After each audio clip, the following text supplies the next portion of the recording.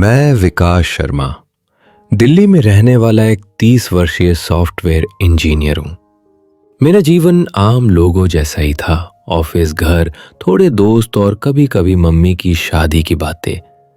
Mummy का एक ही सपना था कि मैं जल्द शादी कर लूं। एक दिन रिश्तेदारों के माध्यम से एक लड़की की तस्वीर आई।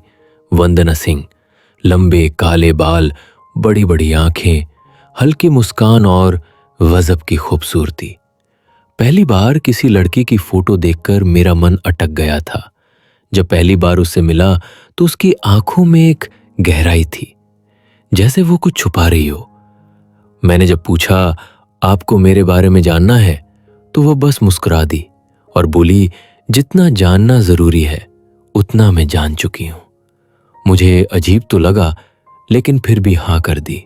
शादी धूमधाम से हुई, रिश्तेदारों ने बधाई दी, पर वंदना का चेहरा कभी कभी अजीब भावों में ढल जाता। किसी भी धार्मिक रस्म में उसका मन नहीं लगता। शादी की पहली रात वंदना ने कहा, एक बात हमेशा याद रखना, मैं रात 12 बजे के बाद कभी कमरे से बाहर नहीं जाती और तुम्हें भी नहीं जाना चाहिए। मैंने हल्के में लिया, मगर उसकी आंखों में डर था, असल डर। रात के करीब 2 बजे मेरी नींद खुली। वंदना कमरे में नहीं थी। मैंने देखा वो बैल्कनी में खड़ी थी। चांदनी रात में उसकी छाया जमीन पर नहीं पड़ रही थी। जब मैंने ध्यान से देखा, उसका चेहरा जैसे किसी जानवर का हो गया हो। उसके लंबे नुकीले दांत, लाल आंखें और मुंह से निकलती भाप। मैं डर से ठिठक गया।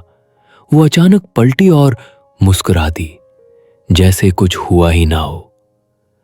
मैंने अगले दिन ऑफिस से छुट्टी ले ली और वंदना की हर हरकत पर नजर रखने लगा। वो दिन भर कमरे में रहती, खिड़कियां बंद रखती और किसी से मिलना पसंद नहीं करती। एक दिन जब वो बाहर गई, मैंने उसकी अलमारी खोली। वहां एक पुरानी संदूक थी। उसके अंदर मिली एक मोटी किताब, पिशाचिनी व्रत कथा, साथ में कुछ बेहद पुराने फोटो। एक फोटो में वही लड़की थी, वही चेहरा, वही मुस्कान, पर फोटो था 1922 का। मैं हिल गया था। क्या मेरी बीवी सच में इंसान नहीं? मैं एक पुराने तांत्रिक बाबा के पास गया। उन्होंने जब वंदना का नाम सुना तो चौंक गए। वंदना सिंह वो 100 साल पहले की है। एक नवविवाहिता जो अपने पति की हत्या के बाद आत्महत्या कर बैठी। उसके बाद वो आत्मा पिशाचिनी बन गई। अब वो हर 100 साल में नया शरीर खोजती है, जिससे वो पुनर्जीवित हो सके।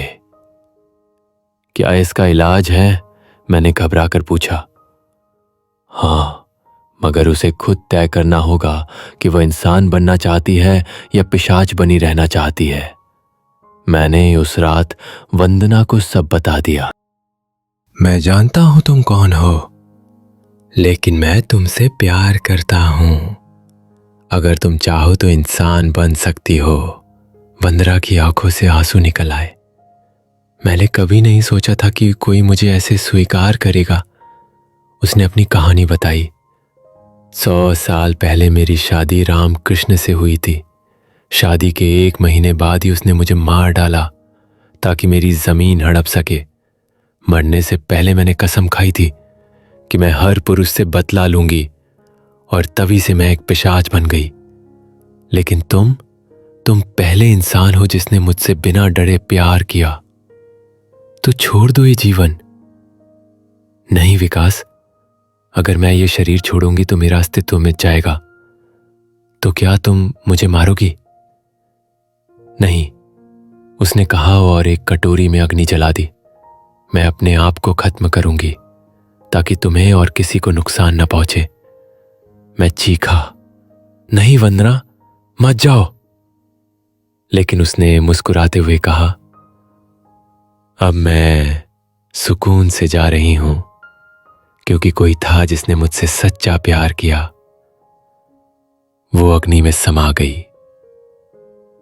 वंदना के जाने के बाद मेरी जिंदगी पहले जैसी न रही। पर एक दिन मेरे ऑफिस के नए प्रोजेक्ट में एक नई लड़की आई, अंजलि।